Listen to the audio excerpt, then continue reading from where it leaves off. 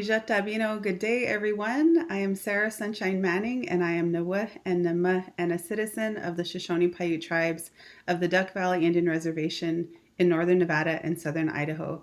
And welcome to day 2 of the NDN Changemaker Showcase, where we're featuring panel discussions with our second cohort of NDN Changemaker Fellows. Yesterday, we had 2 panels with changemakers on the topics of decolonize and musical performances by Lila June Johnson and Mike Jordan.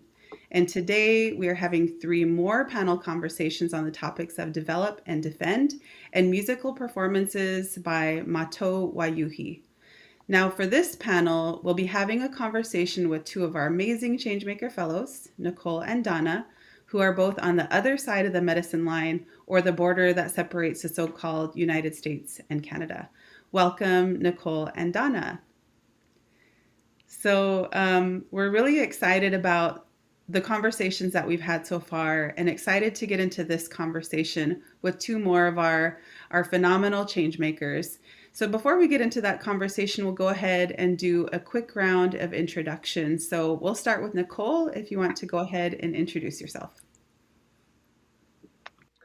Well, good morning, everyone. My name is Nicole Sue Francis, and I am calling in from Elsipogtog First Nation in the province of New Brunswick, and we're on Atlantic time over here. And I grew up in Tucson, Arizona, but I was born in Maine, and I'm a member of the Aroostook Band of Micmacs, also now known as Micmac Nation, and my father's home community here in Elsipogtog First Nation, where I've been living on and off over the past year since the fellowship started and afforded me the opportunity to come back here. I've been working grassroots in an individual nature, not with any specific organization, but organizing in Tucson, Arizona around land-based education for urban natives. And we have organized in different ways in the community. One of the things that I was involved with 2 other Indigenous women was organizing a food cooperative where we were opening up those trade routes and talking to people from Canada, Mexico, the United States, across those border lines, talking to all our relatives and finding out about skills and food, things that we could bring to Arizona to get those conversations going, bring them into markets and creating Indigenous markets where people could bring their things to sell, trade, and barter, and also to be able to purchase foods that they wouldn't necessarily be able to get otherwise. Things like wild rice or tepary beans from the O'odham Nation or blue corn flour, and where they could get it at an affordable price at cost. We'd bring those things in cost and then open that market up and do skill shares. Everything from having Indigenous chefs come in to bike mechanics, BIPOC bike mechanics coming in. So we opened that up, and I think that my love for food sovereignty in urban settings at really, really grew at that point. It was an amazing experience to be able to do that. And all the while, even before then, I've been doing my herbalist work and teaching out on the land, learning the medicines, and it was all in Arizona. And I was really blessed to be able to work with people from the O'odham Nation there and to organize food sovereignty summits in the area, to be able to attend food sovereignty summits up in the Great Lakes area and then go back to Arizona and to be able to organize those things.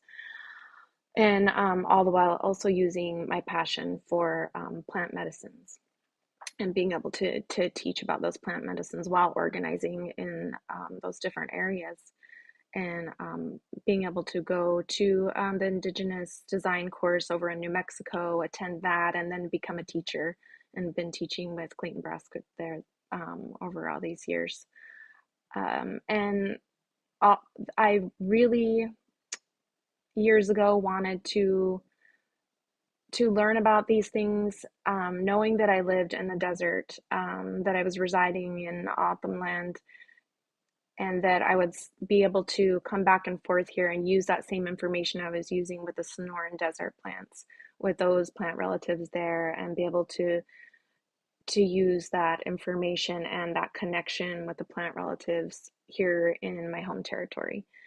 And I didn't want to let my location stop me from that passion and that learning, and as I was blessed with these friendships and these connections in the Autumn Nation, I was able to let that flourish and grow. And then when the fellowship came along, I was able to spend more time here. Usually, it's just the summers that I'm here during ceremony in July, um, and then just off times. But so I get to see that small window of the plant medicines and how they're representing during that time. So being up here now, I'm developing all of those relationships with the plants and relationships and networking with relatives and different friends here, from Eastern Woodland Rematriation all the way up here to Elsipog First Nation, and other connecting reserves, and learning about the plants, doing the plant work, and it's been a pleasure to be here. Thank you, Nicole, for that beautiful introduction. And I definitely relate a lot to the experience that you shared as an Indigenous person who currently lives outside of my own homelands and a part of this bigger phenomena of Indigenous diaspora where we're moving about the continent, moving about Turtle Island as we always have, and making relationships with other Indigenous people, figuring out ways to be a good guest and a good relative on someone else's land, but yet still having connection to the earth and to the plants.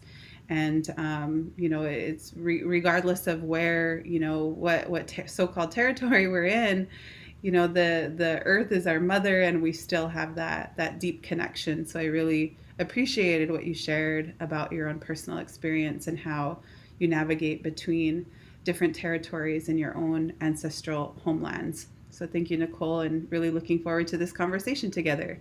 So next, we'll go over to Donna to introduce yourself. Wajib, my name is Donna Ashamock. I currently now call Changemaker Innuwag my home. It is in northwestern Treaty 9 territory. I am originally from Moose Factory, Ontario. I am Innu. I am from Moose Factory, born and raised in Moose Factory, Moosonee, and Sudbury, Ontario. I've been a community organizer and an educator for some time now. I started as an organizer when I was a teenager, going to high school in Sudbury, Ontario, and my mentors are still mentors in my life now, as my life has evolved so much. And my home community, Mo-Quebec, a self-defined community in Moosonee Moose Factory, it's outside the Indian Act. And my ancestry through my grandmother on the East Coast Y dialect of James Bay, I was able to live with her, connect with her after college, and I became more involved in my community. It's different now. It has evolved in the last 10 years since my late partner, Randy Capachisa, he was chief of the community for many years, selected, not elected, but selected by our membership in Moosonee Moose Factory. I also want to refer to my parents because our ancestry are among different Cree dialects, Innuak dialects, EU dialects, from Chesapeake, Quebec to Fort Severn First Nation. Our extended family, our kin is vast. And so Nicole and Sarah, very true to what you're saying, our ancestors, our descendants, we come from across many different homelands, and really important to recognize them in our discussions and why we do this work. So I've been here for over 2 years now in Kismagissip, and this is where the fellowship has really helped me in terms of my focus, but also my confidence, because I've been working with my community, setting up the Cree Village Eco Lodge, helping with our constitution back in the 90s, and helping to sustain the work in our community. I actually decided to leave my home about 10 years, 9 years ago, and I continued to work with nonprofits, non-Indigenous nonprofits, and I realized, no, my heart is back home in the North, connecting to land and organizing with our strengths. So I took my work from home, and I decided that I need to do this work and carry on, uplift the networking, and work with like-minded folks to help phase out fossil fuels, focus on what exactly is our traditional economies as Ashamock, Innuit, and really focus on what makes us thrive despite the trauma, despite lateral violence. What are the strengths?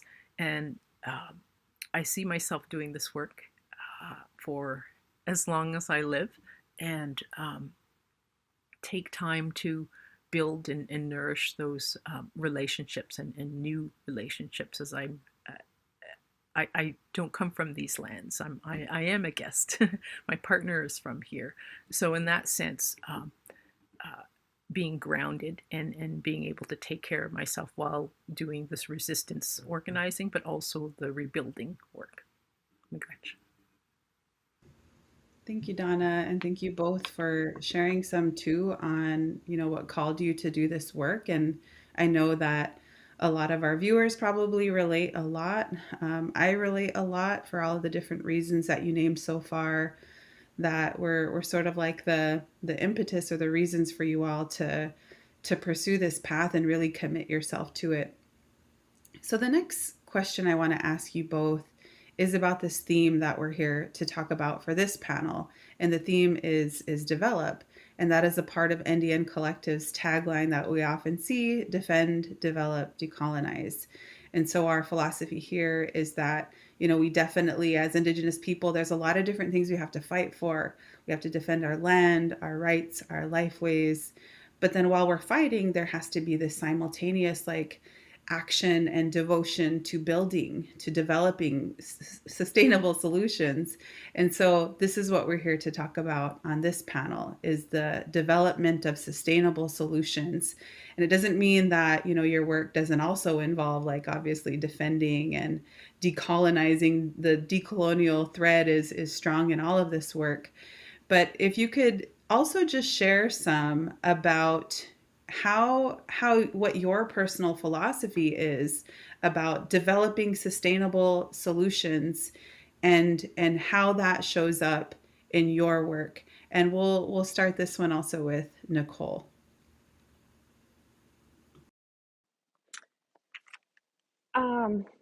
So I think that for me, being able to be here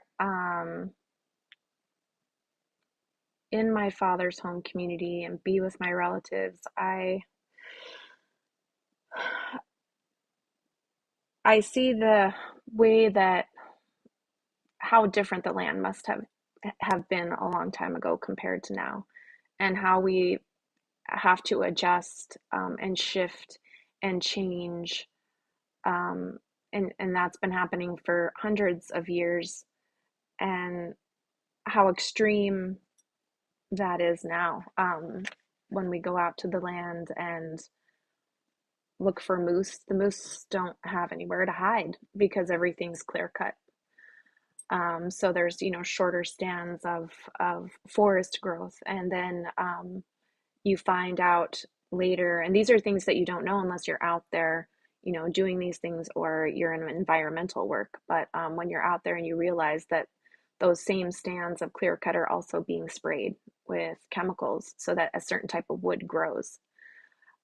They want, fast growing wood. They want to be able to come in and harvest again. So then that makes you think about the medicines and what the moose are eating, and then how we can sustain our connection to our animal relatives and those treaties that we've made with them, thousands of years ago, to live in a balance with each other and to honor them and to learn from them as they also learn from us. And how it seems so heartbreaking and almost impossible to keep those things going when we know that the animals out there don't have clean food to eat. And so honoring those treaties that we have, those medicines, and to be able to go out there and learn from them and learn about them and keep that contact going. And same with the animal relatives. It's been an interesting journey for me to think about how I need to shift and grow. Also, as someone that's working with the plant medicines, where can I harvest? Where can I go? Where is being sprayed? Where is not being sprayed? Are they in provincial parks? There's so many rules surrounding all of that kind of stuff. So I think I'm just scratching the surface on how I want to develop my ideas about gathering here personally, and also how I teach. Because if there aren't clean places to gather and to get the medicines, or if we have to develop within our own communities because our land bases, depending on how small or big they are, then within our own communities we have to encroach on those natural areas as well, because given the land bases. So I think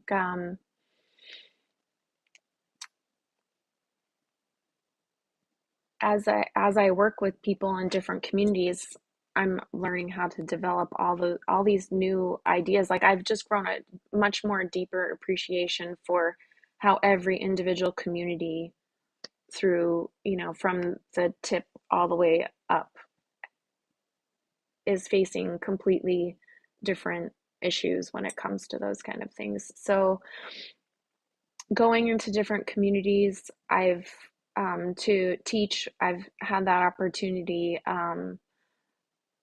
There's always that idea of talking to people, but it's gonna be even deeper for me now, developing my curriculum, my plant curriculums around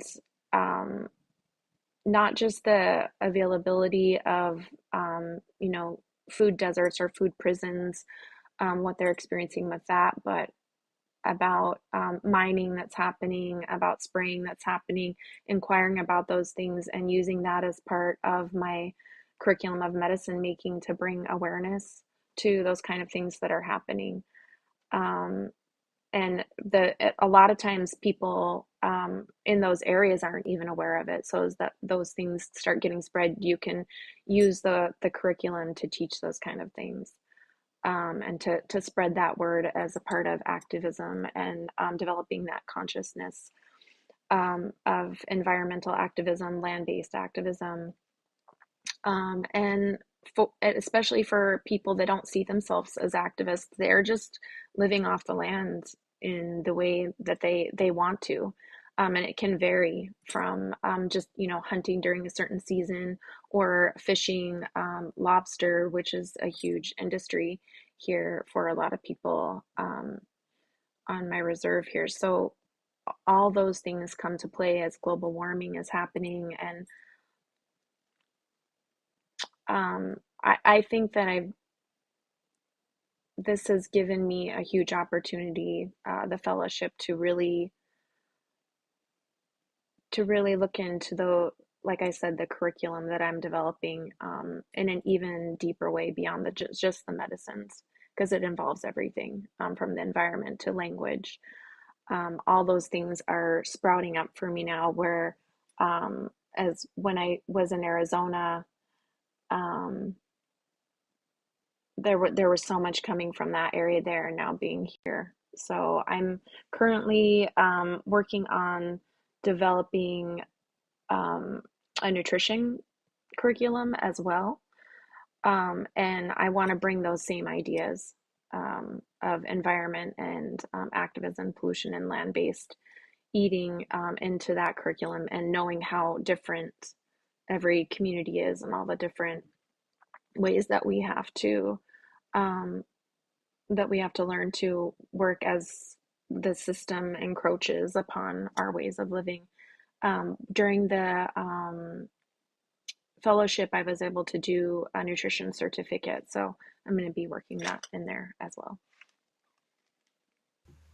That is amazing. Thank you for sharing that. And you really helped me to like think as a former educator myself as about the importance of curriculum as a part of developing that solution. And obviously, you know, I've definitely thought of education in that way too, right? Where we've always been educators. Our people have always had embedded within our cultures education in the songs, in the stories, and they really informed our communities and our societies how to behave, how to conduct ourselves, what our relationship is, how we relate with the universe and the world. And yet now we're in this new time where we need new teaching tools. We need new curriculum to help inform our people. Like, what do we do now that we're faced with global warming? What do we do now that our other than human relatives, the moose or deer or caribou or what have you, are faced with new challenges themselves? And so I think it's amazing the way that you are looking to our, I guess, ancestral ways of maybe just being educators and teaching our people as a part of the solution. And it's a huge solution. You also talked about developing consciousness, and I really appreciated how you framed that as well.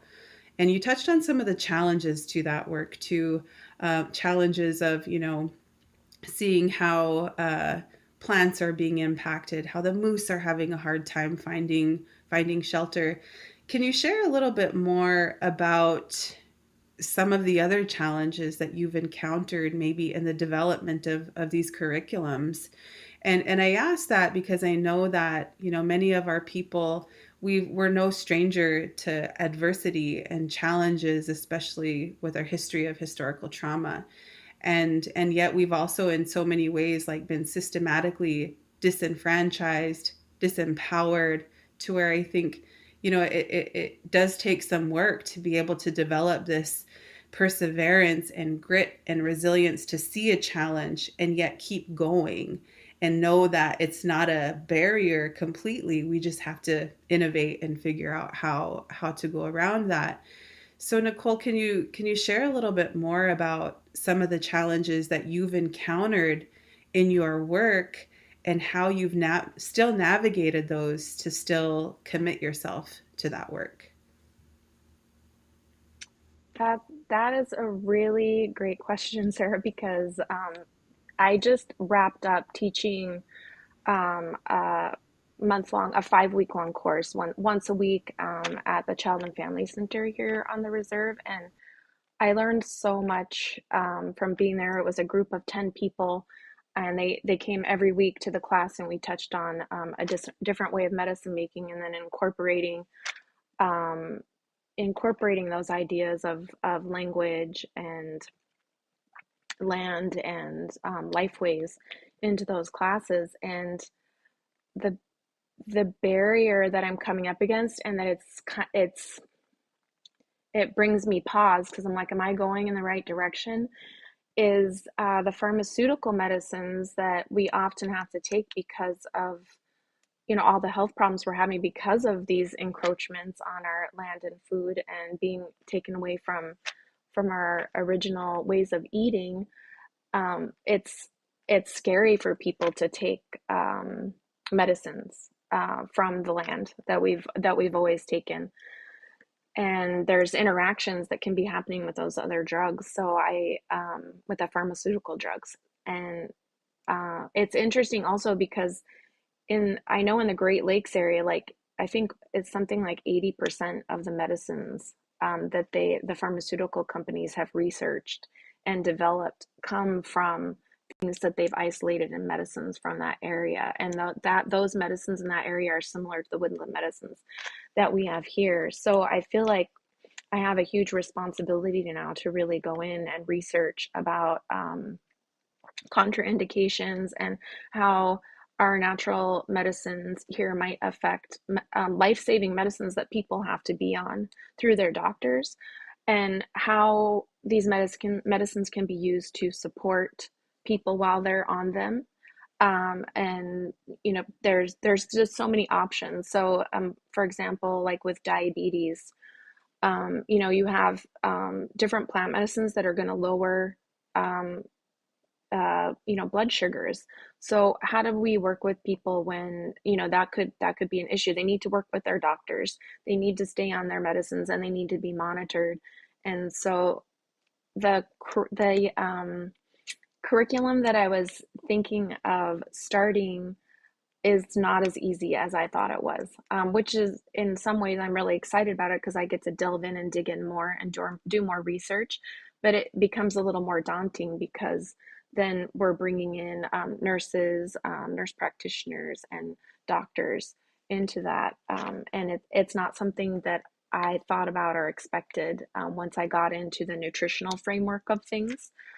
And I think it'll be really valuable because once we learn how we can use the medicines that are on the land around us and connect with those without being afraid, um, then it will, people will feel good about going out, collecting them or using them when they are collected. But it's been also a kind of, like you said, that kind of barrier for me as I'm like, wow, that's a lot bigger picture than I imagined.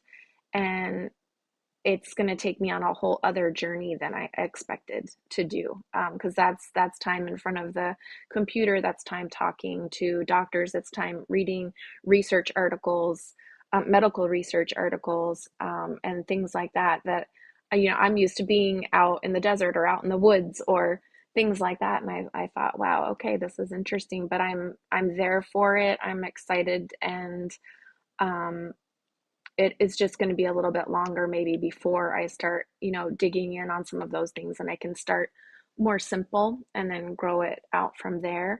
The other thing I think that I realized is um, kind of that there is a fear around medicines sometimes for people when they haven't had access to them before, and I was able to overcome that barrier by starting with different teas and different herbs that are recognizable to people, like that are on the shelves at the grocery stores, like chamomile tea, for example.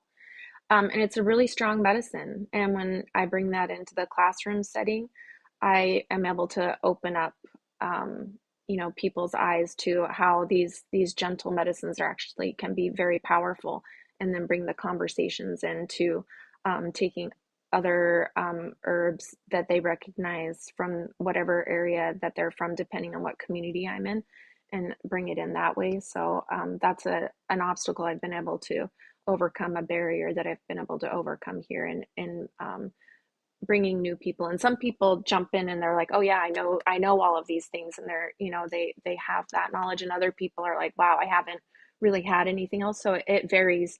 And the class can be, one person on one end of the spectrum all the way to the other. So I can include those medicines all the way to the other end of the spectrum.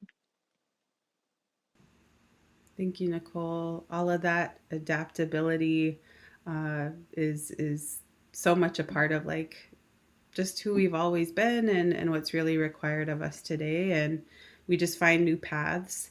It could also really relate to like the just the reconnecting to plant knowledge and knowing that some plants and plant medicines and roots are really strong, and some we're still learning about the challenge of like not being able to harvest everywhere that you might see a plant. If it's on, I know that some of our relatives are, you know, recognizing the importance of like harvesting medicines far enough from the road, knowing that the roads get sprayed with pesticides, and yet there's this eagerness to learn, eagerness to harvest, but all this new all these new dynamics that we're faced with because of pesticides, because of this world that we live in, because of colonialism, because of just a bunch of different layers that require us to learn even more than what maybe our ancestors had to think about.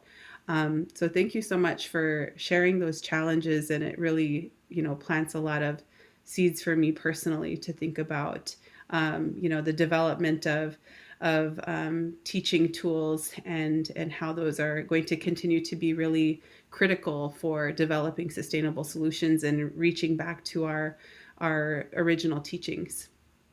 So we'll go to you next, Donna, and back to the top of the question being, what is your personal philosophy on this importance and sort of this duality of defending Indigenous rights on one hand? I know you mentioned that a big part of your work is organizing against, extractive industry. And so you're fighting on one hand, but then on the other hand, you're also like developing these sustainable solutions. And so can you share some about your personal philosophy about, developing sustainable solutions and share more about how that shows up in your work?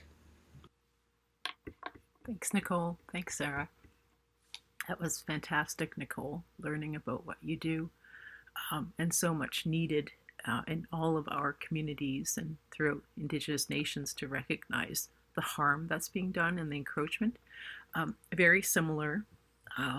My focus, my philosophy, it seems so outside, but when I look at what inspires me, what am I passionate about? It's seeing people happy. It's seeing people thrive. I'm a stepmom. I'm an auntie. And I like supporting people. I don't have children of my own. Yeah, I am very maternal.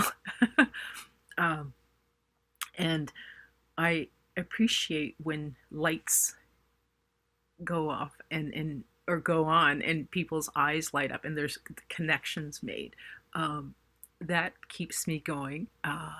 That inspires me to dig more. Like, what is it that the creator is guiding me, wants me to express?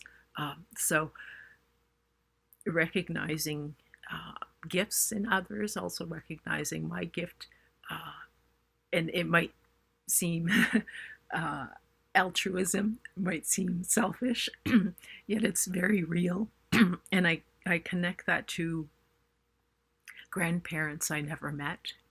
I knew my grandmother and my grandfather on my mom and my dad's side, but there were grandparents that passed away when my parents were children. So I think about how they influenced my parents and how my parents influenced me. And yes, there was trauma in our family and in our lineage, the intergenerational trauma. Yet at the same time, I my energy is just focused on looking at things deeper, and I enjoy the humor that's strong in our cultures. And my mother and my father, both Cree from James Bay. So I just enjoy the energy. And I try to look at the root causes, even as a kid, just being curious about, well, how did this develop, and where is this going? So even as a child and as a teenager, questioning was key. In terms of the work that I do now, I am influenced by that. I want to see that in our communities. I want to see our people whole again. I want to see our people thriving. We are surviving, and there are pockets when we thrive. We see the success, meaning the wealth is distributed, the traditional foods as part of our wealth, the medicines, they're shared. We don't share it outside the community for purposes of protection, safeguarding the medicines, but also the intellectual property. So I think about um, if we're going to continue to live and thrive as a people, um, what are the harms, yet what are the risks and possibilities of moving in a different direction than what we see happening, impacting our communities, like the resource extraction. Unfortunately, mining is prevalent. Many of the mining companies are based in Canada, are from Canada. And when I see and hear what is happening in across the world with Indigenous peoples and fighting mining in other parts of the world, it's militarized. Um, they deal with death threats. They deal with um, uh, a lot of harm done to their community, to their family. And I think about what is our message as Indigenous peoples? Where is our solidarity? Where is our responsibility as Indigenous peoples in what's called Canada, but in our homelands when we deal with mining, extraction, and having to not only stop but also prevent that from happening? How do we intervene in terms of that global solidarity? So, in terms of philosophy, um, it's innate, I think, in many Indigenous peoples that we have survival mechanisms, even in our DNA, to thrive, to ensure that there's balance in this world, in the part of the world where we all come from with our creation stories, and continue that responsibility that we are traditional stewards, guardians, not just for where we come from in our homelands, but also that greater responsibility to ensure we all thrive as peoples and not do harm to other species, because the human species is just one. And I'm sure the earth will thrive without humans. And I really think about what the birds, the mammals, what they think when they know there's another species that's disrupting that balance in the ecosystem. So that's a quick summary of philosophy, if you want to call it. It comes from Indigenous peoples, in this case, that Cree worldview. Which... Thank you, Donna. It was really beautiful. Just being reminded that it's really innate and a part of all of us, and we can all activate that and tap into that. And then something else you said really resonated and reminded me of something I had heard before from the late John Trudell. I think he said it in this way, that the human being, we're sometimes so arrogant to think that we can destroy the earth, but the earth is so powerful, the earth will continue without us. We do not have the ability to destroy the earth. The earth is going to continue. We might destroy our ability to live on the earth, but can we really destroy the earth? Probably not. The earth is powerful and has been here since the beginning, is so much more wise. And so you reminded me of that, and I appreciate that a lot. I think that's really, it reminds us of just our small place in this world, in this universe, as one species of very many. So the same question to you too, Donna. I know that you've been involved in this work for a while, like this fellowship we've gotten to support and be a part of your world for the past year, but you've been doing this long before us, both of you have, and you'll continue to do it long after. And so I'm sure you've also, encountered your own set of challenges along the way in this work, and, fighting on and defending on one hand, and then really being resourceful and self-reliant and innovative and intuitive in terms of developing sustainable solutions. And so as you've been, doing this work and engaging in that duality of defending and then yet developing sustainable solutions, what have been some of the challenges that you've encountered in that work, and how have you navigated them? Thanks, Sarah. Well, we all know that the pandemic has disrupted um, many lives and throughout the world, and it's amplified a lot of issues and crises even more. So it's not to say that it didn't impact my work. I think what was amplified in that sense was um, as individuals and connected to families and extended families, there were a lot of deaths within the extended family during this time, and uh, it did disrupt the work that I was hoping to have done throughout the year.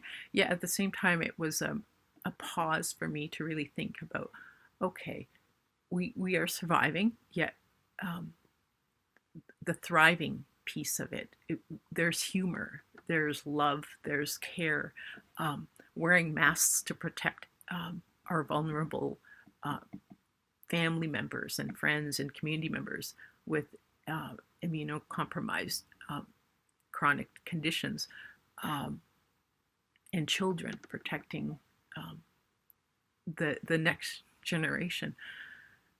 Not only did it make me think about, okay, there needs to be another way of networking. We're doing it through Zoom, we're doing it through phone calls and um, different social media platforms, but to what extent? And what is the social media really? Are we nourishing? Are we connecting? Are we checking in? Yes, that happened. Yeah, at the same time, the the visits, the sharing of food was limited, and I was hoping to travel to some of the communities, and very understandably, there was no inter-community travel, and different variants have been in our remote communities throughout the north. So it's totally understandable that that couldn't happen. Yet the seeds are planted in terms of reaching out to each other and questioning. Especially, I think this will accelerate even more because the province of Ontario just had elections, and the current premier going forward is looking at a big supporter of the Ring of Fire, and proposing to have up to $1 billion of investments to push this mine through. And there are pockets of resistance, yet the overall connecting strategy isn't whole just yet in terms of communities, individuals, Indigenous and non-Indigenous. But primarily, I've been focusing on Indigenous organizers, and many are traditionalists. Many live on the land in their communities, but they go out often on the land. They're out at their camps, their hunting camps, their trap lines, throughout their homelands. And they take their families with them. They collect the medicines, the hunting, the trapping, it goes on. And we're, as Indigenous people, we're seen as only in settlements and not in our homelands. The homelands is seen as Canadian land and belongs to the province of Ontario, and it's seen as Crown land. And that's not the case because they they cannot show a receipt that they purchased these lands, that it is their lands. And quite frankly, it's belligerent to and arrogant to say it belongs to the Canadian governments, the province and the federal governments. So reframing on an approach, we can still do this work, and that's a challenge, is making sure that it's accessible to young people, to elders, because you think about translation, and there are many different dialects and languages and nations throughout Treaty 9 territory. You've got the Shinnewaug, you've got the Anishinaabeg, you've got the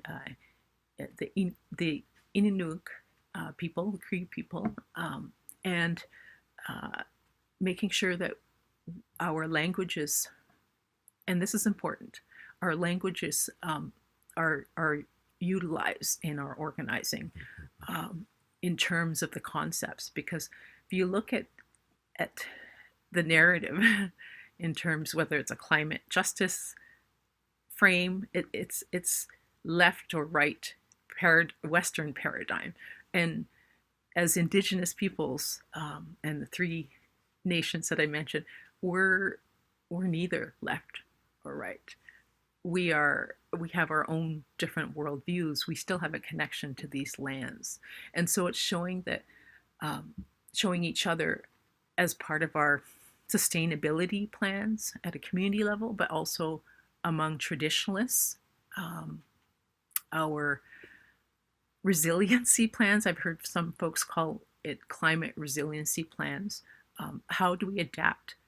Are we getting ready for these evolving ecosystems? Because, for instance, ticks, different kinds of ticks are migrating north, whereas 20, 25 years ago, it was unheard of in some parts of Northern Ontario, Northeastern Ontario, Northwestern Ontario. Luckily, fortunately, they're not in our homelands, but I see them in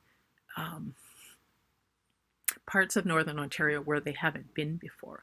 So what are we going to do when the avian flu, if the avian flu, and hopefully it doesn't, hopefully that subsides soon, because that affects our relatives, the winged relatives.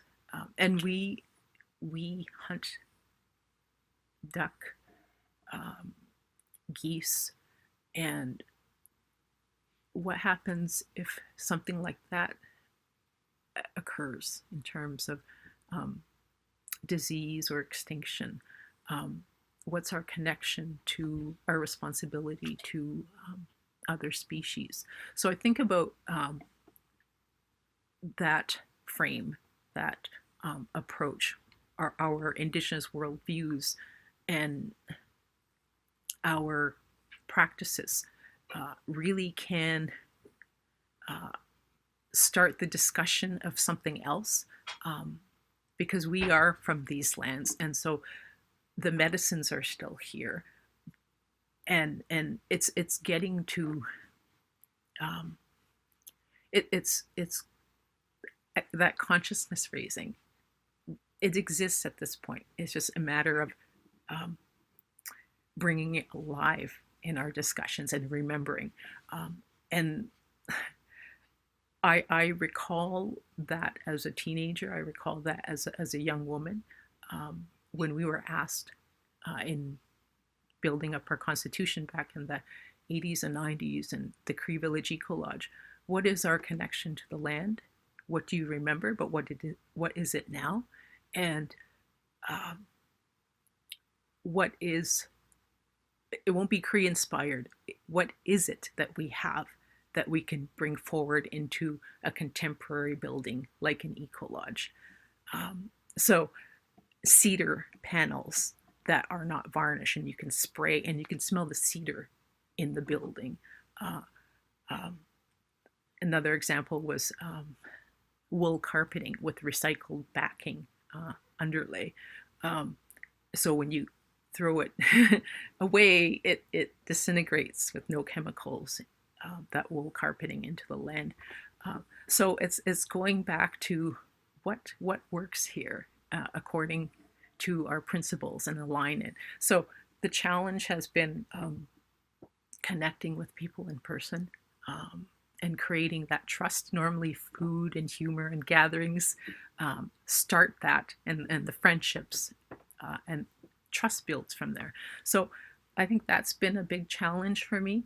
And I would have to say we, as Indigenous peoples, for our communities, need to put more support and monies into dealing with intergenerational trauma and the lateral violence that exists in all our communities. It's not special. It's prevalent. And realistically support each other, because it's not a natural thing in our communities. We're still here and will continue to be here as long as we are able to nurture children and young people and give them the tools to not just survive, thrive. Um, so those have been bigger challenges for me, and it's going forward with that renewed outlook on, okay, we need to focus energies here and strategically think about how this connects with climate resiliency. And I hope to have those discussions in the near future, more so, with different, again, with the different individuals and some of the communities that are ready to look at, changing climate. Our communities are evolving. This idea of a Ring of Fire project will be pushed more. So where do we stand, and what do we stand for? So that's the developing part of it. Thank you so much, Donna. And thank you for naming all of the important things that you did, for keeping it real, both of you, for naming the challenges. And with all of the challenges, I think, and in naming them, I think it's just important for our people, for viewers, for folks who are excited about doing this work, to see that there's obviously really beautiful parts to it.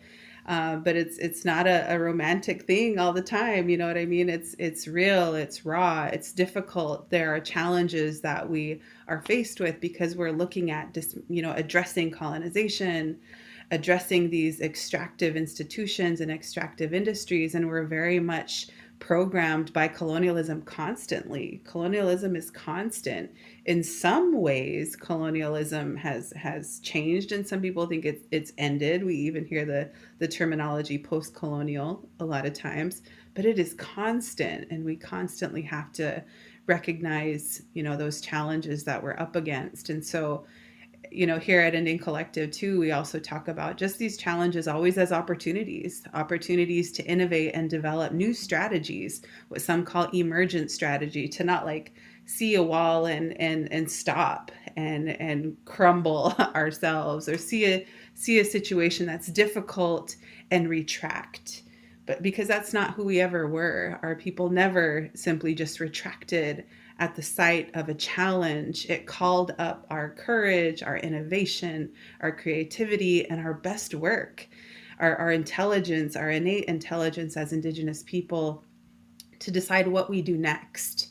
Because life was not easy. I know that in my own, I think, evolution as an Indigenous person, there have been times that I might have romanticized the past. I romanticized the life of our ancestors.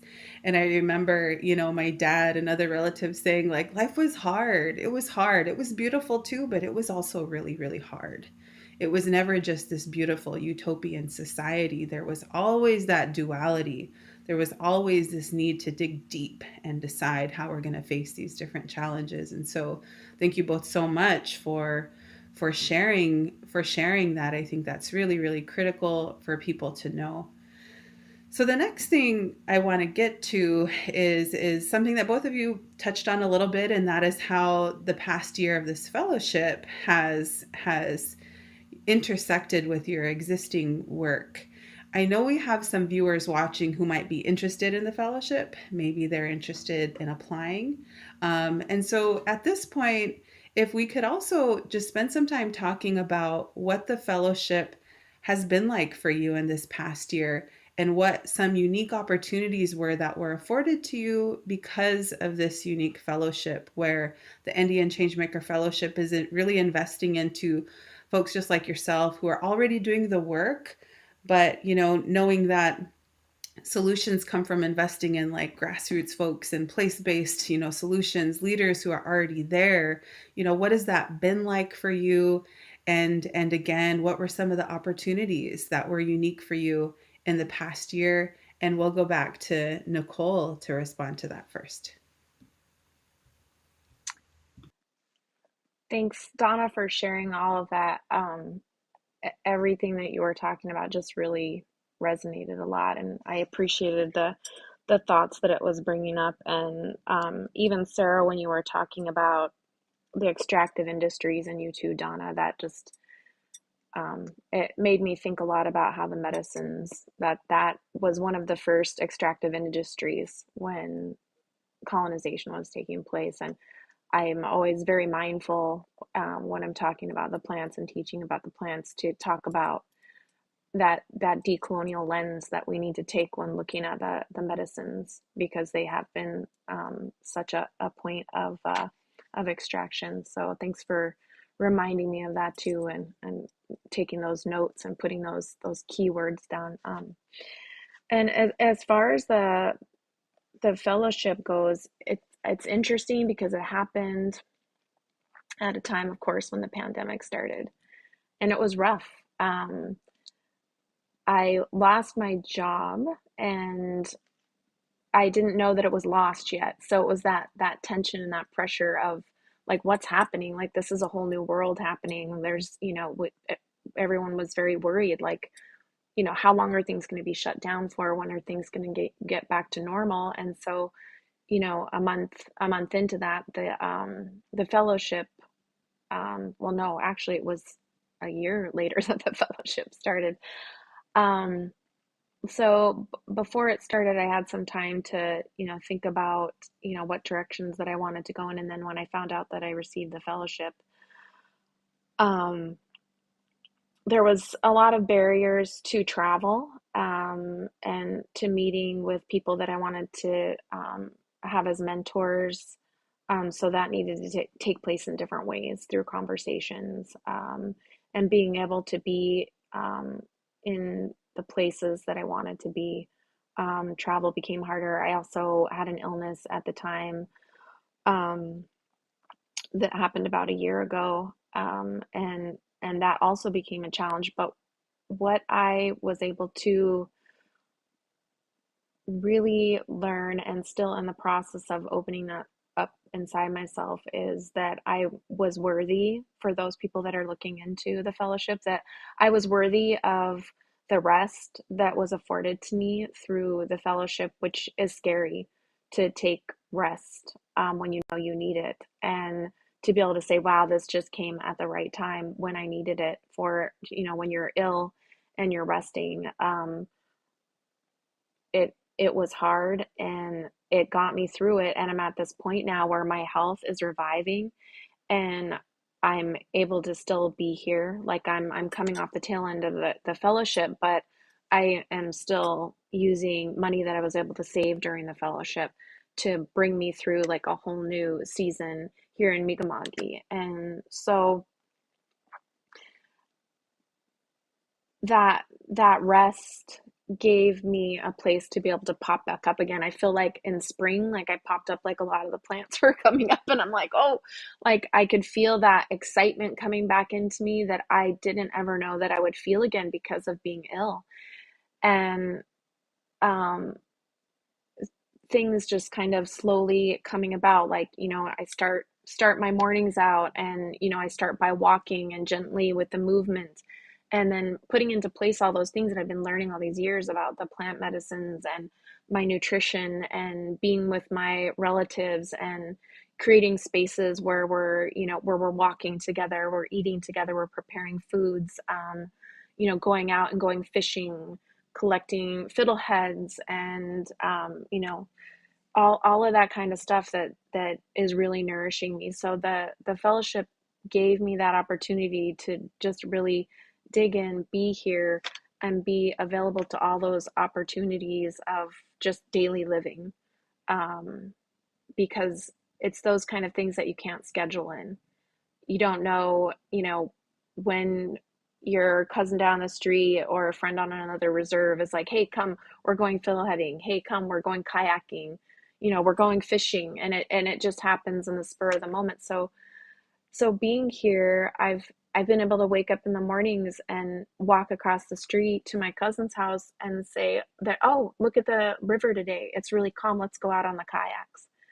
I can't schedule those kind of learning opportunities in to be on that kayak, and to go across the water where one of the lodges are, and I'm pointing because the river is like right there.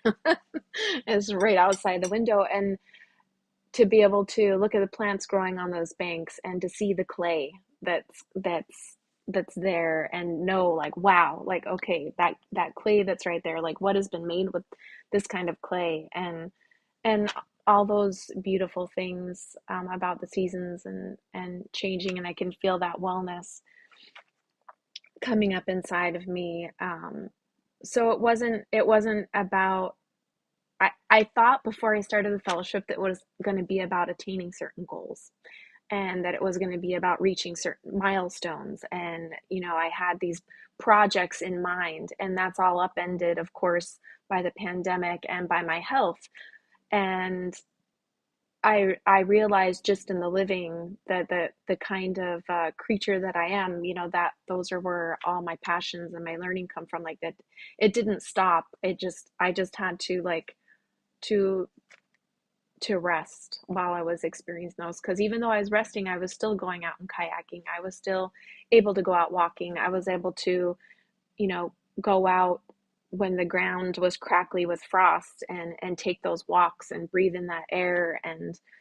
Um, and I think that's the most precious thing that I had, were those interactions, that networking um, with other like-minded people in the area, and being with this side of my dad's family up in Canada, because I've had a lot of access to my main relatives, but up here it's been probably over the last 10 years that I've been able to been coming up here, and really being part of community here. And it's I never imagined that would be accessible to me, and it wouldn't have been accessible without that fellowship that gave me such an openness to be able to even shift within it. Once I made certain decisions of things that I wanted to do, I that was still very open and very fluid.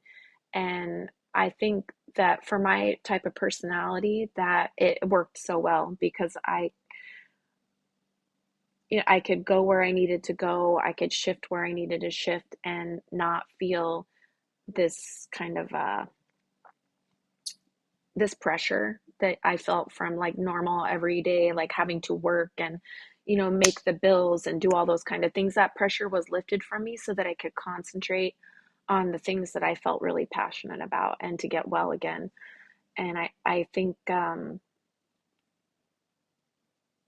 being back on the East Coast, I've been able to be part of some different organizational gatherings, Eastern Rematriation Collective, and I just started, they had a birth workers gathering, their first annual birth workers gathering. I was able to attend that with people from communities here on this side of the border, going down into Maine, experiencing that, being asked to start organizing with them, working on those kind of things. And that wouldn't have happened either without the fellowship and being able to be here. I wouldn't have been able to be physically present at those kind of meetings to be part of that. I wouldn't be able to be here and be asked to teach at the Child and Family Center, and then have other people start reaching out to me because they hear about the work that I'm doing, and that opens up. I think for me, something that you said, Donna, it's about the remembering, and I I always have trouble talking about myself as a teacher, because I feel like I'm I'm such a student, and when I teach these classes, I learn so much from everyone else, especially with the plant medicines. And that's what I tell everyone. I'm not an expert, and I'm learning just like you are. And when we open these circles up to talking, that's when we start remembering. We remember collectively, we remember together, and I'm just here to start the conversation. And that's what the fellowship afforded me too, is to start these conversations with people. Um, and uh, and I really value that. And I love being able to go out, into the woods nearby, and take 10 people with me, and then have them point out different medicines like this, I remember this from when was a kid, or oh, my mother did this, or pointing out a plant, they'll say, what is that? And they'll say, ah, that's a trillium. And you hear everyone go, ah, I've heard of that. Or, and those kind of experiences have just made my world like pop, you know, because I've been in the woodlands here and on the coast. And so it's everything that needed to happen and needed to be done. Like I wake up in the morning and I know I'm exactly where I'm supposed to be. And that's been my experience, just that beauty. And it's been hard, it's been challenging, it's been emotional. And as you said, Donna, I don't have any children either, but I'm an auntie to so many people. And I think my plant work, it's like I feel like an auntie plant person too. So, but that's how that's how that intersection happened for me. It's going through the illness, the wellness, and the teaching and the sharing, and the kinship. The kinship has been the most amazing part for me. Thank you, Nicole. That was so beautiful and such a privilege to hear. I think just as you were sharing all of that, like I was, I don't know, maybe like living vicariously through how you spoke of rest and visualizing like all of the things that you were doing.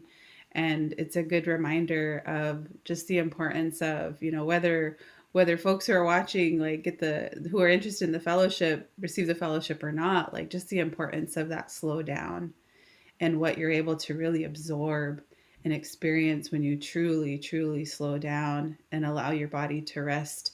And yet there's that little bit of like inner conflict that I think so many of us have with resting and giving ourselves time when we know that there's so much that needs to get done. And not necessarily like simply from a this colonial framework of like 9 to 5 grind, but because the work is important to our people and our people need so much, our communities need so much. There's so many, I heard on another panel yesterday that like one of the biggest challenges is time. Like we feel like there's so much to do and so little time. And we're losing language speakers, we're losing knowledge, there's global warming happening, and so we feel this pressure. Yet we know in like intellectually the importance and value of rest, but yet it's sometimes really, really hard to do that. But what I also really have enjoyed seeing over the years with the Changemaker Fellowship is that emphasis on wellness, and that you're a big part of that program is really to require and devote a certain amount of resource to wellness and rest. So because sometimes we got to be forced to rest. So I think for like viewers too, like just a good thing to reflect on. Like I've heard a statistic that was really alarming, that across the country, a large majority of people who have like paid time off or vacation time, it goes unused. And so we're not even resting when we're given that opportunity. But what would things look like and how would things be different if we used up all of our PTO and all of our rest time?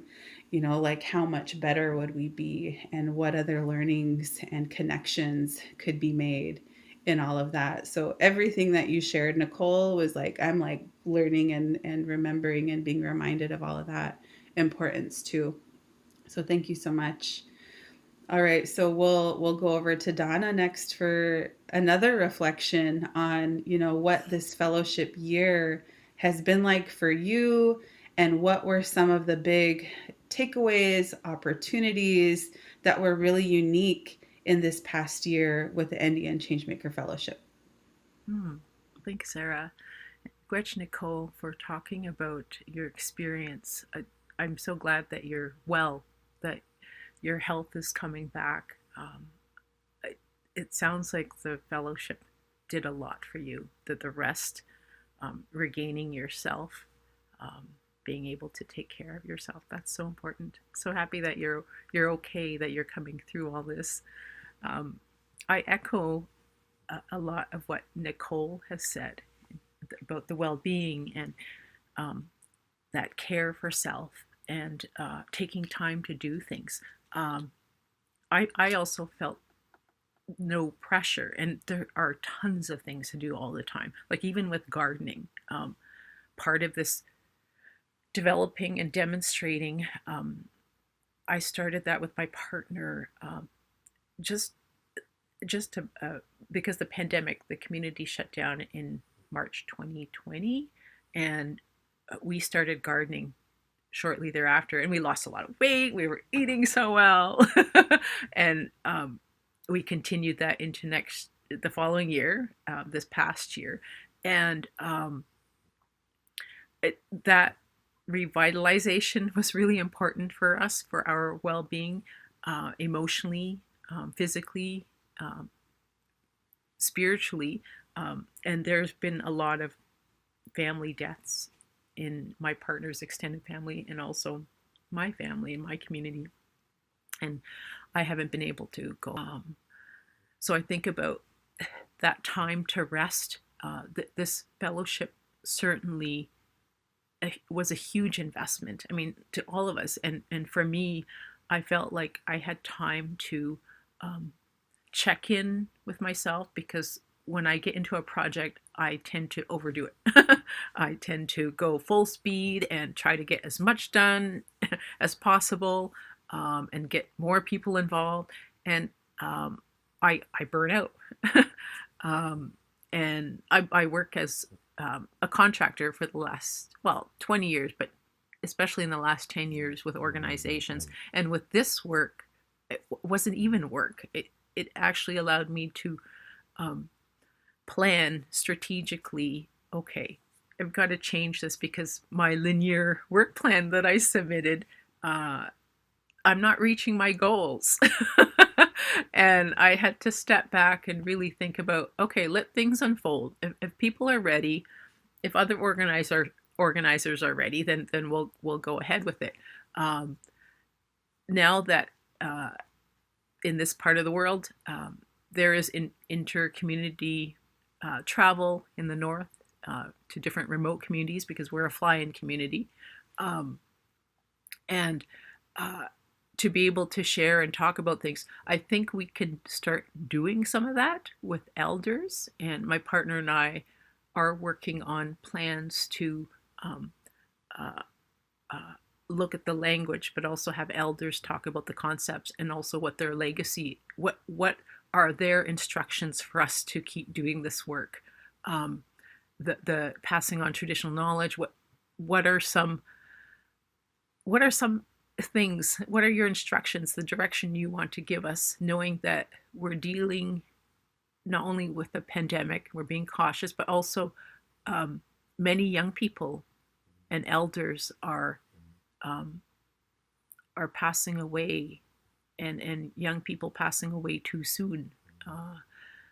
What are ways we can support young people and children, knowing that all these things are happening politically in the Western frame, in terms of legislation that still affects us, not having access to our lands, legislation that continually tries to encroach on these lands more and more. What can we do to activate these strategies, utilizing the language, those concepts, and consider the climate change, because they're the ones that actually see firsthand why foxes have mange when they never saw foxes, or wolves have mange before, especially in northern remote locations in our homelands.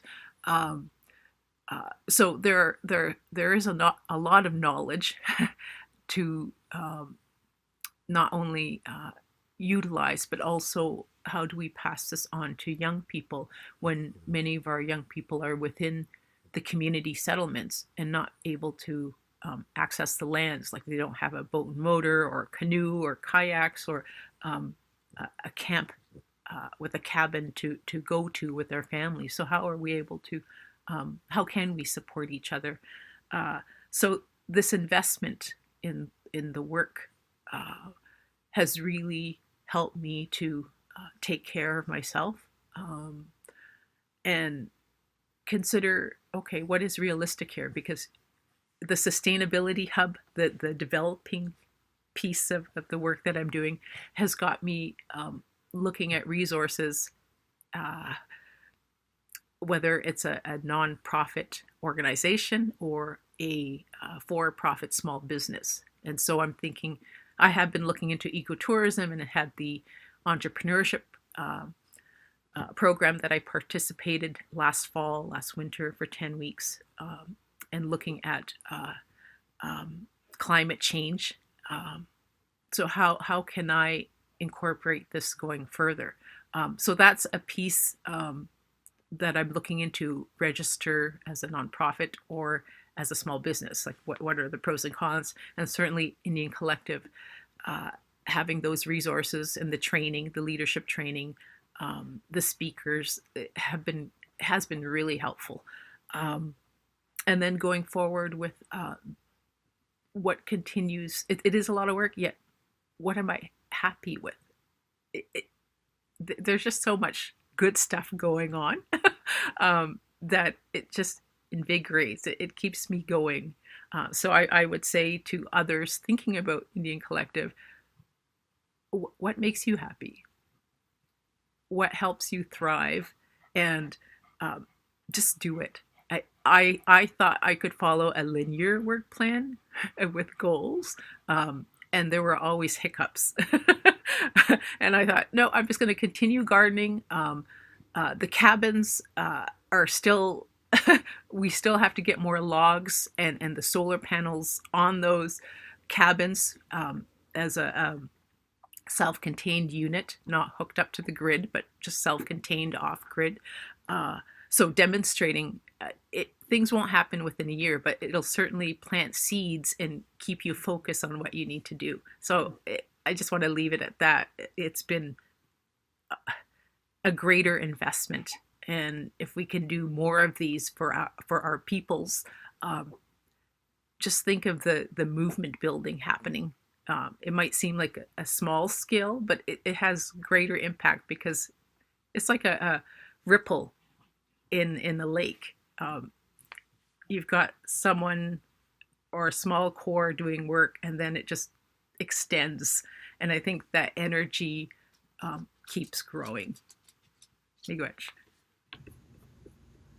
Thank you, Donna, also for sharing your beautiful wisdom.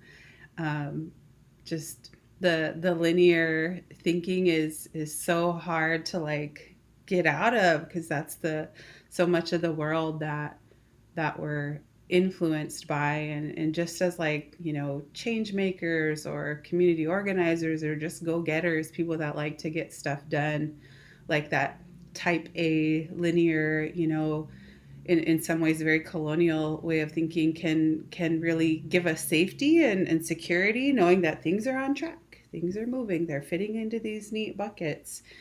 But what does it look like to get out of that and to be to surrender to nonlinear and yeah, I think that's a constant challenge for me, knowing that there's things we got to get done and commitments and responsibilities that we have. But yeah, what a gift it is to get outside of that thinking sometimes and surrender to something more fluid and natural. Because I know for sure that like the first flower doesn't bloom on the same day at the same time at the same place every year, and if it doesn't, like it doesn't impact a whole lot. It just, things keep moving and evolving and adapting. And so yeah, it's been such a gift hearing from both of you that wisdom and all of your reflections. And I feel just really privileged and blessed to hear, just to be able to absorb so many teachings from both of you and all of that. So thank you so much. So the conversation has been really, really nice, and I know that we can keep going, and I know that our audience and our listeners probably are really enjoying it too, and want to hear more. But to close this out though, I do want to just acknowledge again that the two of you have been doing this work long before the Changemaker Fellowship, and you're going to continue doing it long after. And I'm sure a lot of people are really inspired and engaged, and we might have even some folks like that want to support your work. And so before we close out, I want to make sure to hear from each of you, what is after this fellowship for you. What else are you working on? And if the two of you can also share just any ways that we can follow and support your work now moving forward, and we'll make sure to drop that in the chat so that our viewers and our audience can support as well. So yeah, what is next for you, and then how can we continue to support your work? And we'll go to Nicole. Um, I've been thinking about that question a lot about what the next year looks like for me. And I mean, even the next few months leading up to winter. I I think as part of the fellowship, I started last May. I started a 10-month long nutritional journey to become certified as a nutritional therapist.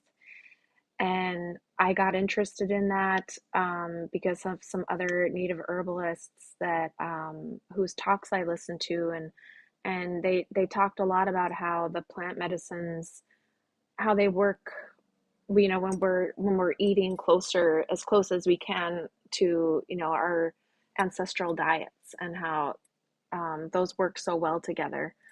And I thought, wow, I'd really like to incorporate that nutritional work into the work that I do. And I know about like my own nutrition. I feel that, but I don't have this basis. And I was able over the last 10 months to work on that.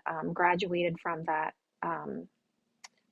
school, and the classes that I've been teaching recently, the nutrition and the medicines just flow together so easily, and I can see how that is coming out. But I also was able to attend a moose processing camp um, with one of my mentors and here, and she talked about moose teachings, ancestral moose teachings, and our language. I'm not fluent in the language. I have very little language. My relatives that are all around me here, they all speak it very well. So I hear words, and I feel the emotions behind them, and I'm always just really listening. I have that, my child's ears come on, and I'm like, I'm listening for those words that I might hear, and I'm watching people's body movements and mannerisms, and it's really exciting. And when I went to that moose camp, she broke down the language along with the moose teachings, and the way that the words have different sections in them, and each part of these words are pulled together to create a word. That word, there's many meanings in it. And I started thinking about the plants in that way, like what are these plants names in our language, and how can I do that detective work with like finding out more about the plant medicines by learning the language surrounding what we call those plants. And we were doing that in the last class that I taught. We were like, okay, like who remembers the name of this plant? And someone's like, oh, I remember that name. And so we were conferring on the names of some of these plants. So I want to dig deeper into that. That's some of the work that I want to do moving forward. Um, and of course, the work that I do is not something that I want to generally publish. Like we talk about protecting that work, keeping it within our communities. So also some of the work that I want to do is talking with elders, people in the community, about what are the best ways to disseminate this information, to contain this information if we want to contain it, and how open up those conversations to see what we can do with that. Because sometimes with the words, I can see creating those things, creating stories around the plants, and learning their stories. But yeah, really just sitting down with elders and finding out how we want to contain that information as I go about learning it. myself and sharing it in classes, because then it's verbal. People can take that in. So, and that might just go as far as that, as just as continuing those verbal conversations, and those teachings, the way that I've been doing. But maybe there might be more there that we want to create for the community. And the other thing that that I want to put my energy towards is working on a nutritional curriculum. And I'm because I'm so newly graduated from the nutritional program that I went through. It's just starting to culminate in my mind, but definitely doing some sort of restart program on working to get off of sugar and what we can bring into our diets, that it is really going to nourish us when we leave that sugar behind, like what we can substitute that with in our diets. And then uh, I've seen with myself and with other people when they've gone off of that, the health benefits that they so quickly realize. And it's a good way to like enter into those conversations about how bio-individual health is.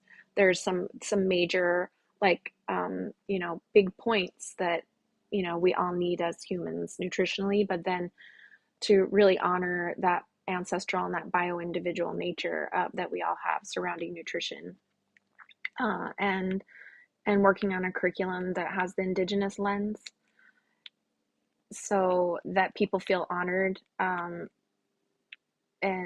because it's such a touchy subject. We've all seen so much trauma surrounding our food sources because we received everything we needed from the world around us, and that's just shrunk and shrunk and shrunk and shrunk. And I don't think I've seen harm being done by dietitians that have to follow a specific governmental plan in eating, and also judging people, and not understanding uh, that food can be very limited in some communities. There isn't a lot of access, or it could be a plane ride or hours away to get to grocery stores, and people are talking about eating foods that might not even be available in those areas, or when they get to those areas the food is limp and lifeless, and it's not worth buying, and all those kind of things. So I want to create something that values everybody's journey, for their own individual health and then community health. And it's like Donna was talking about, that drop in the bucket. One person starts looking at, like, how do I intuit my own health, and how does that affect my family, and working with people as a guide to remembering their own health, to nourishing themselves and nourishing their families and their communities, and letting it spiral out from there, but without the Indigenous lens, and without honoring people on their journeys, and knowing that we all have different ways of taking care of ourselves and taking care of our own wellness. That can't be done with government standards of how we should all be eating. So those are the two main things that I'm going to be working on moving forward, that I feel really passionate about. And I don't have a specific website or anything, but I'm at Nicole Sue Francis is my Instagram page, and I'm going to be putting a link tree up there. I haven't been posting a lot on my Instagram lately because I've just been really invested in my experience over the pandemic, and over the fellowship, and just really being present for those. So although I'm taking lots of pictures, I haven't spent a lot of time putting things up there, but I'm going to start putting things up, because I've compiled lots of really awesome experiences from the things that I've been doing over the past year in this season. And I just want to thank everyone at NDN for affording me this amazing opportunity. My life will never be the same. And it came at just the most amazing time that it could have, where I had different paths to take. So I'm really thankful for this opportunity, and to be able to share with everyone And for all the people that are organizing behind the scenes right now that are doing the producing, I just want to thank everyone for that too. And Penelise and Nicole for just always having our backs, and the whole staff there that have been working to make this smooth and amazing and beautiful for all of us. So, well, yeah, to everyone. Thank you, Nicole. That's so exciting to hear. And I really look forward to also following your work and seeing what's next for you. We'll make sure to share your Instagram link to your page in the chat, and just really an honor to visit with you today. I'm totally looking forward to learning more from your work. And the inner educator in me is absolutely inspired about, you know, the possibilities once again of curriculum development as an important solution for getting our people to a place of true self-determination and empowerment again. So thank you so much, Nicole. All right, so we'll go to Donna next. Donna, if you could share with us now what's coming up next for you after the fellowship, and what's on the horizon for you, and how can we follow your work or support your work? Great. Thank you for that question. If you hear snoring or grunting, it's my little guy, Buddy. He always wants to get in on Zoom calls. He's like a cat, raised by cats. So he's grunting right now because he's really happy. It's not me. uh, I don't have a specific website or Facebook page right now. Um, the work going forward, now that this fellowship is done this year, um, it's really carrying on through webinars. Um, and I had planned on doing this past January through April, a discussion every month, and I had speakers lined up. Yet things were thrown off, and the internet wasn't the greatest. But the internet here is a bit better. So I just want to say that that will be forthcoming after the summer once we get things set up, so people can see the plans on the cabins and more of the garden and so forth. So these webinars will focus on this changing narrative, owning this narrative, and also having that critical dialogue with young people and elders, as I mentioned earlier, on a different kind of an economy. And right now, we are dealing with a foreign capitalist economy. And it started with the Hudson Bay Company back in the 1600s. And today it's evolved into different multinational, transnational companies that we rely on for food, for medicine. I know, Nicole, you touched on the pharmaceutical uh, uh, industry, the reliance on medicines there, and having that as life-saving medicine. So I don't want to discount that, but I do want to focus on the reliance on external large corporations for our fuel, for our building materials. So a lot of things come from outside the community when traditionally we've had them here and it still exists. So looking at this dialogue and pulling our strengths forward and seeing what people still use out at the camps while we're out on the land, but also hearing from elders on, okay, what did the economy, what was the economy then? And how can we revive that? It still exists. And I mentioned the Cree Village Eco Lodge and Moquebec doing things differently. In the 90s, there was a cloth diaper service. So that gives you an idea that always looking at something different. And here in a remote community, like in many Indigenous communities, First Nation communities, reserves in northern Canada, there are no roads. So a lot of supplies and food have to be flown in. And the prices on transportation is ridiculous. I could fly to Thailand and back for the amount that I pay going from here to Thunder Bay, which is just a little over 650 kilometers. southeast of here. So analyzing currently what's going on, but also looking at, well, what's regenerative? What's our traditional economy that can still work here? For instance, the building materials, the medicines. So going forward, definitely with these critical discussions, but also looking at, I mentioned traditional economy, our political economy outside this capitalist foreign system, and also looking at what's working within this capitalist system in terms of a circular economy. Mining, for instance, what can be remanufactured in a lot of the so-called towns and cities that rely on mining or resource extraction? Could some of these plants be converted over to a remanufacturing site of metals? So that focuses on conservation as opposed to new mining. And as we know, lithium mining is big nowadays in terms of providing batteries for electric vehicles and so forth. And when you look at that kind of so-called transition to a green economy, it still affects us as Indigenous peoples because we're always downriver. It's on our homelands. It's happening right in our front, back doors, our yards. So what's realistic here? And what can we learn from each other on strategies?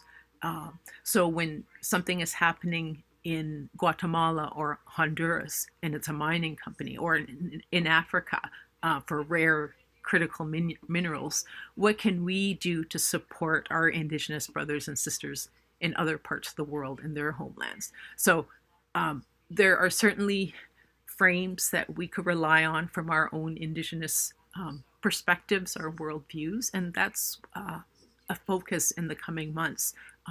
Now that the elections have happened and there's a strong support to push mining, especially the Ring of Fire chromite mining, it will have a devastating impact.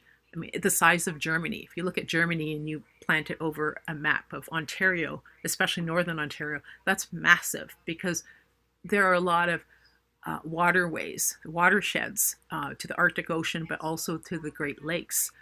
And the contaminants from the waste of mining will eventually leach into the waterways, the lands and the waterways. And this is muskeg. It's like contaminating a lung. The Amazon is in the southern hemisphere is a lung. It's breath work. Here, Indigenous elders call it the breathing lands. And if you're interested in finding more about this, you can go to the narwhal.ca, and they do investigative reporting on what's happening in this part of the world with the proposed Ring of Fire chromite mine. You can also focus on Indigenous climate action, and they amplify Indigenous communities' voices against resource extraction and so forth, and the building up of a different kind of development that's for Indigenous communities and not one that contaminates the earth. Another group that you can follow that keeps an eye on issues, critical issues in mining and impacts on communities and Indigenous communities is Mining Watch Canada. And I sit on both organizations as executive member on the boards, and critical work. So if you're interested in supporting, definitely I would say support these organizations because they support us in this part of the world. And if you're interested in hearing about Niskandiga First Nation, they have a court case and they need support in their legal fight. You can find more information about them through the norwal.ca website. There are articles and links to Niskandiga First Nation. So forthcoming is my own website to develop and focus on the sustainability hub and also discussions with these webinars around our traditional political economy. Miigwech. Thank you, Donna. Also, really looking forward to your upcoming work, and thanks so much for lifting up those other important organizations. We'll make sure to drop the links to those in the chat as well. And looking forward to what you are going to also be doing in the future. So this actually closes out our beautiful discussion. So thank you so much to both of you, Nicole and Donna, again for this really rich and inspiring conversation. And just wishing you the best as you continue in the work. And thank you so much for the gifts that you shared with us in the past year on the fellowship and also during this panel discussion. Thank you both so much. Sarah, I would just like to thank Indian Collective, yourself and Nicole for being here today, and those in the background, Willie, Nicole, Penelise, for being here for us. Even though we all didn't meet in person, I felt, and I feel honored that you would invest in my work and have the confidence in us to do this work. And this is certainly one huge way of reversing colonialism, and to really look at what holds us up, what carries us, what supports us, and this investment from Indian Collective. I'm just thrilled, miigwech, for having the confidence in us to do this work. Thank you. Thank you, Donna. Thank you so much. Any last words from you also, Nicole? Didn't mean to close this out too abruptly, but yeah, any last words that you would like to share before we It wrap was up? just great seeing your faces, and I hope someday I get to meet you all in person. I'm sure our paths will cross. So now that we have this networking going on, and thank you for your time today, and taking the time to hear us, everyone, and I hope that you have a great weekend. Thanks, Nicole and Donna. Thank you both so much. Definitely a lot that I'm going to be taking from this conversation. So, and also want to, like you both did as well, acknowledge and thank our producers behind the scenes, Willie, Lorenzo, and Steph. And thank you to our viewers for joining this panel. This is panel number 3 of the NDN Changemaker Showcase. There will still be 2 more panels to follow this one. Panel 4 will be Develop Part 2, where we hear from some more changemakers and how they're developing sustainable solutions on Indigenous terms. And then our last panel, panel 5, will be on Defend. Also, if you missed our first 2 panels from yesterday, panel 1 was Decolonize Part 1, and panel 2, Decolonize Part 2, with special musical performances by Indigenous artists Lila June and Mike Jordan. We'll make sure to drop those links in the chat as well, so you can watch those. Some really, really beautiful conversations as well. And to close out this show, we'll have another musical performance by Oglala Lakota multidisciplinary artist Mato Wayuhi. Thanks so much, everyone. Haumidaku yepi, Mato Wayuhi imachiapelo, Naha iuha chante washtea, na pre chiuzapelo, na ku oyate mitawa hena ocheti shakoi na titoa. Hey everybody. My name is Mato Wayuhi. Thank you, NDN Collective, for having me. I think the work that y'all do is freaking incredible. Some of the efforts that y'all do back in the homelands is amazing, and I'm really, really honored to be here today. I'm gonna do a couple songs for y'all, some studio recordings, some acoustic stuff, so it should be pretty fun. First song we got is called Constellations. Run that.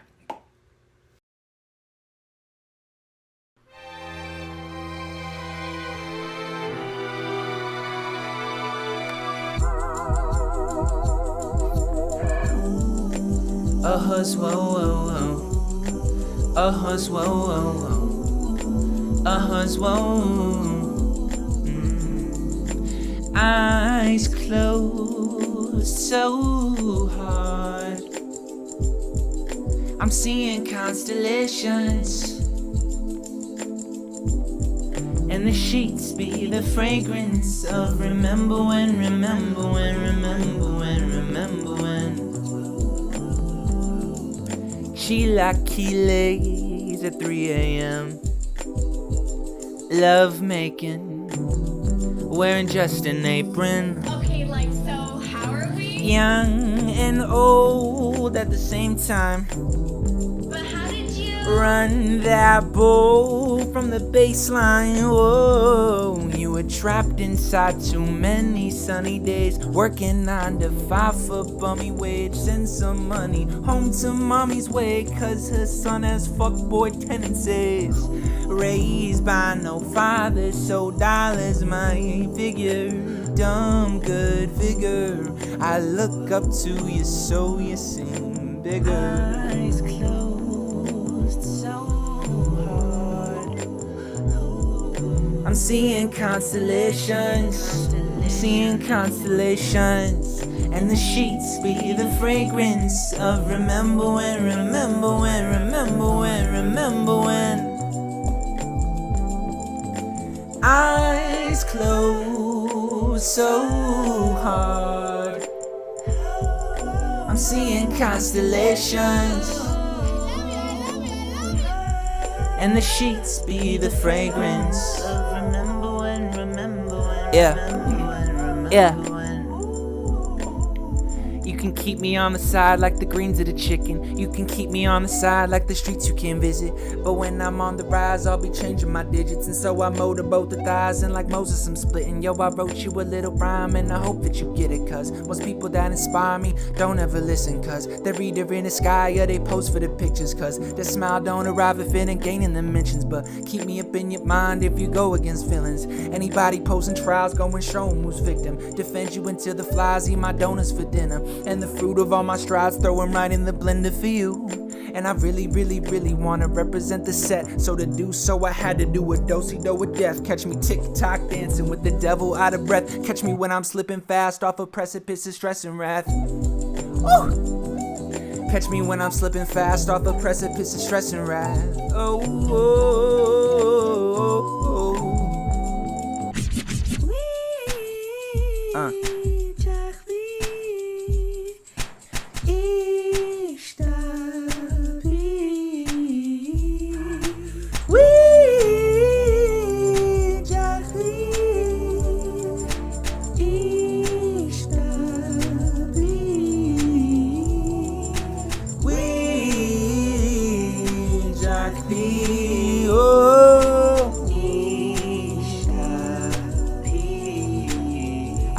I said, we